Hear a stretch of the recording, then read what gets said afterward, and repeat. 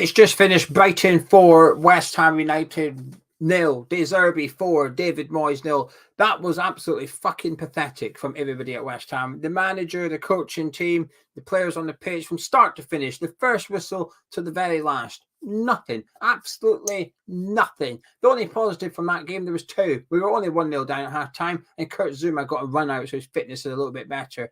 That is the worst performance I have seen in a long, long time. And that's saying something. This is a team that's been in a relegation battle from the first day of the Premier League this season. We've been down the bottom from day one. That has been the worst performance yet. That was absolutely horrific.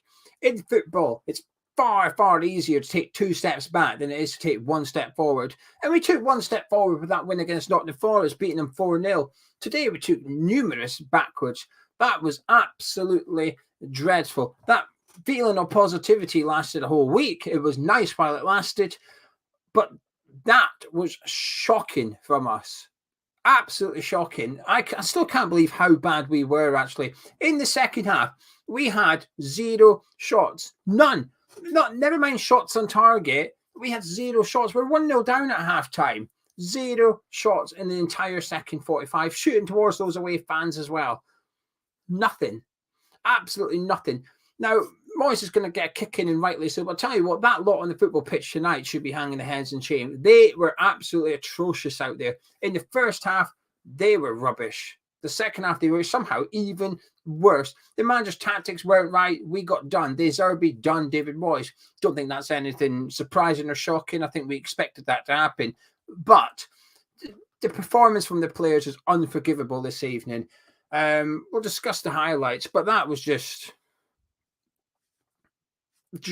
honestly, it was so bad. It was fucking pathetic.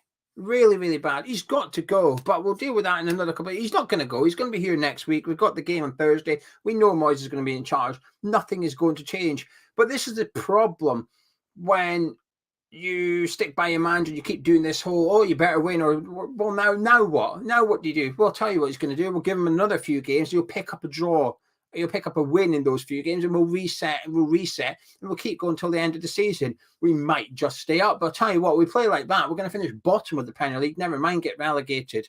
That was horrendous. Brighton deserve. You know something? We were lucky it was only 4, and I'm not even exaggerating. Brighton were all over us. They're a good team. The manager's a good manager. They play good football, but they wiped the floor with us. After the Tottenham defeat, Moyes literally sat there like it was some sort of achievement and said, oh, we tend not to lose by many goals. Well, we just got absolutely wiped 4-0. Now what's your excuse?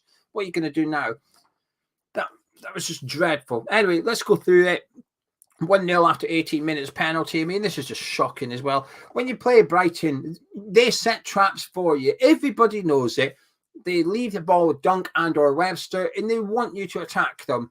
So if you're going to press, you've got to get it right. You have to know what you're doing. If you press, you've got to press as a team, or you sit off and you be disciplined and let their centre-backs have it until they try and penetrate the midfield. We attack, we pressed lazy. It wasn't even wholehearted. It wasn't even with cohesion. One player would go and the rest would stand still. It would just allow Brighton to do the game plan. We played into their hands. And it starts with the first goal. You can take it back all the way to them playing out from defence, that there's build up to the penalty. But nevertheless, it ends up with Solly March. Great ball across from Mitoma. Ben Johnson's all over the place. He's watching it. He's caught under the flight of the ball. He tries to get it. He's nowhere near it. That's the right back taken out. So Mitoma gets it, goes into the box, and it's just clumsy from Jared Bowen. He doesn't need to be there. He doesn't need to do that. It's a stonewall penalty. I've got no issues with them giving that as a penalty. No complaints whatsoever. Good penalty from Mac Allister. But at half-time, we were 1-0 down, and that was literally the best bit about it, because there was no other positives apart from the fact that it wasn't 2-0. We had a chance to get into the game. We had a chance to go, right, that was crap. That 45 minutes was crap. So let's rectify it. But the problem was there was so many things going wrong in the first half. It's difficult. If Ben Johnson was getting ripped apart by Mitoma and that was the only thing going wrong, you can say, all right, fair enough, we'll sort out the right-back situation, and then we go in the second half. But it was going wrong all across the pitch. We had 25% possession. I think it came up at one point with 69 passes, and Brighton had 300. Now, that's not a surprise. I am not surprised by that. I've given my plaudits to Brighton in the preview. I've done all that. I'm not doing it again. They're a bloody good team. They keep the ball well. They work the ball well. We were always going to have very little possession today. But what happens, what counts is what you do with the ball. Well, our answer was fuck all. We had one opportunity in the first half, fell to Jared Bowen, a little bit of luck in the build-up, but came to Bowen, really good opportunity, and he messed it up. Michail Antonio got criticism, and rightly so, for his miss at Old Trafford on Wednesday night. That one today was better, in my opinion. Jared Bowen's chance today was better than Michail Antonio's at Old Trafford. Antonio was cutting in from the right on his right foot. He had longer, but the angle was against him. Whereas Jared Bowen's right in the middle of the goal on his stronger foot. He had the whole goal to aim for, and he hit the goalkeeper. Not good enough from Jared Bowen. Definitely not good enough from West Ham in the first 45. At half-time, we made a substitution. Off came Saïd Benrahma, on came Pablo Fornal. So a bit of a strange one to do, but Benrahma in the first half completed 3 passes. 45 minutes, he completed 3 passes. I think whilst we needed to do something, perhaps wasn't necessarily a substitute I would have done.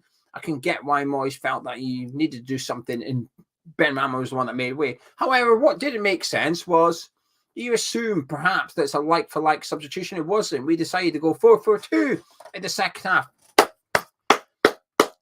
Fucking wonderful idea. What are we struggling to do in the first half? We're struggling to retain the ball. We're struggling to keep possession. We've had 25% possession. We can't pass the ball. We're struggling. So what do we do? I know. Let's go one less in midfield. That's going to work, isn't it? Oh, nice one. Nice one, you fucking genius. You've just handed the game to a plate on Brighton. Brighton were already in control, and we decided to take one player out of midfield and make it even better for them. I sort of get what he was trying to do, actually. While I've just been very, very sarcastic, I get what Moyes was trying to do. Get Bowen up alongside Danny Ings, because Ings had nothing in the first half.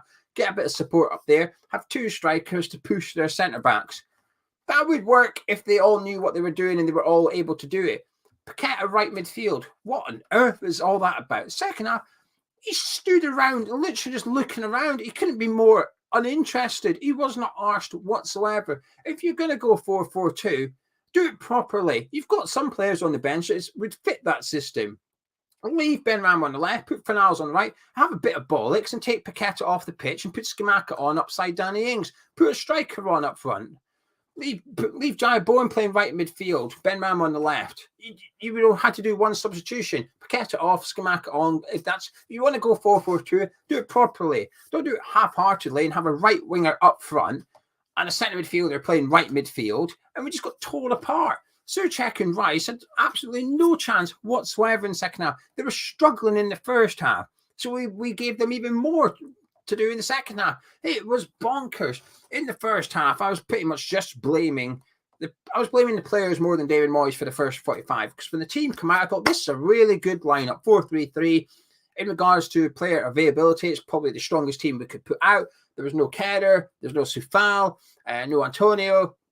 Kurt Zuma, we know, has just come back from injury. Cornet's not ready for first team action yet. So when the lineup came out, I was happy with it. And when we did the build-up show, it's the highest result we've ever had in terms of people being positive in regards to the lineup. But the way we played out that first half was terrible. But anyway, shall we discuss the other 3 goals? There's 3 more goals to get through. Veltman made it 2-0. I mean, what the fuck is going on here? This is where I know we have our system. I know we have our tactics, but there's got to be flexibility. Jesus Christ. And it's hard not to look at Ben Johnson because he's the last man here. But there's more. It's everybody's to blame for this one. As soon as we start setting up for that corner, as soon as we're getting ready for it, Veltman is stood on Areola, and there's nobody within 5 yards of him. Everybody, the defence are doing what they're told to do, which is zona marking. They're dotted along the 6-yarder, all 4 of them, done, across that 6-yarder. But they can all see Veltman stood there. They can all see him. But nobody says, I think one of us should go and mark him, go protect the goalkeeper, make sure Areola can come and get this if needs to be. Now, in fairness, Veltman doesn't even touch Areola. He doesn't need to. He steps back. He's the only one in the 6-yarder. We're defending a corner, and an opposition player is stood in the middle of the 6-yarder unmarked. What the fuck? Like, when you go to set up, that is what you're told to do. Kevin Nolan brings out his iPad all the time. I'd imagine that's what's on the iPad, where you're supposed to be at set pieces. But there has to be some flexibility which says, hang on a minute, lads. There's a player stood right there. One of us is going to have to go get him. And then it doesn't necessarily have to be Johnson, Ogbonna, or Garrett. It could be somebody else. It could be Pablo Fanals. Fanals, mate, you're one of the runners. You're one of the loose players. You're going to have to go back in there and Veltman. But the ball come over, and they're just static. The whole defence is just fucking stood there watching him. Mac Allister flicks it on. Veltman chests it into the goal, unmarked from 5 yards out. Honestly... What the hell? What is that? It's just shambles. The worst thing is, up until today, all the stats pointed to this, doesn't it? Up until today, we were the only team in Premier League yet to concede a goal from a corner. I mean, we did it in the FA Cup against Man United, but it's Premier League stats. They're the only ones that count. We're the only team yet to concede a corner. Brighton hadn't scored from a corner until the last time they scored from a corner, I think, was against us. The last game of the season, last season. And who scored it? Danny Welbeck, who would come on and score. Veltman hadn't scored for Brighton this season. His last goal was against West Ham in the last game of last season. I mean, all the stats were aligned for this happening, but Jesus Christ, you could at least not hand it to them on a plate. It was 3-0 in the 69th minute. I think we'd all given up by 2-0, but Brighton, well, everybody had except Brighton. 3-0, Mitoma, he deserved it. He was absolutely fantastic today. He absolutely rinsed Ben Johnson. Ben Johnson couldn't do anything against him for the whole duration he was on the pitch. Ball out to the right, I don't know, was it Pascal Gross fired it across the 6-yarder? Mitoma nicked it and put it in the back post. Ben Johnson couldn't mark him. More shambles of defending. 4-0, Danny Welbeck. I mean, what the hell? That was genuinely the worst I've seen West Ham play this season, and that's saying something. Now, Brighton are a good team. I'm not saying there's any embarrassment in getting beat to Brighton. There's not. And I'll be rooting for them next week because they played Leeds next weekend, so we bloody better hope that Brighton win next weekend as well. It was that bad, right? The last 10 minutes of the game, I was hoping that Arsenal and Tottenham would score against Wolves and Bournemouth to make them lose the game. That's how bad it got. I was rooting for Arsenal and Spurs to score, for fuck's sake. Nevertheless, it was 1-0 Wolves last time I checked, and Bournemouth were still drawing. But that was dreadful. There's no excuse whatsoever for that today, and it's not all on David Moyes. If this was a one-off game, you would blame the players, you would blame Moyes, you would move on. But it's not. It's our season has been building up to this. This performance, this result has always been round the corner, and I think that's the concerning thing for me. I say surprising result. To some extent it is, because in 2023, if you like, post-World Cup, we've not been as bad as we were pre-World Cup. There's been improvements. Like I said, the last week I've been feeling pretty positive. Coming into this game, I was quite optimistic. I saw the lineup and got even more optimistic. I was feeling good. I had us down for a draw today. I was looking forward to it. But I think someone forgot to tell the players we had a game. That was just horrendous from start to finish. And there's no excuse for David Moyes. He's going to blame the players. I know he will. And do you know something? He will be right to do so. And it's about time he started calling out some of the players, not by name or individually. But that wasn't good enough. Unforgivable from the players, but also the management today. It's not like he's got everything right, Moyes, but I just cannot get over that substitution at half-time. The fact that he thought it was a wise idea to have one less in midfield.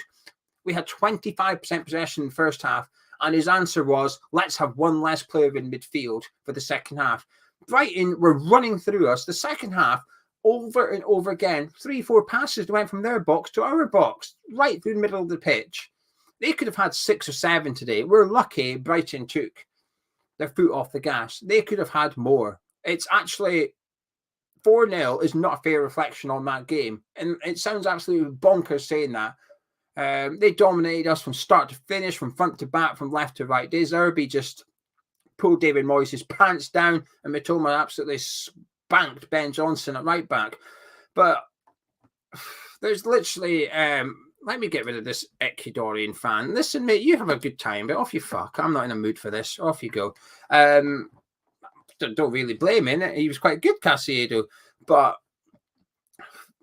I don't know. This is where Sullivan, I agree with what Gonzo was saying earlier in the week. He was saying Sullivan will feel vindicated in his decision to stick by David Moyes because we beat Nottingham Forest 4-0. Sullivan just sat there on Saturday night, puffing on his big fat cigar, thinking, oh, what a genius I am. They all wanted Moyes out. Now look at us winning 4-0 at home.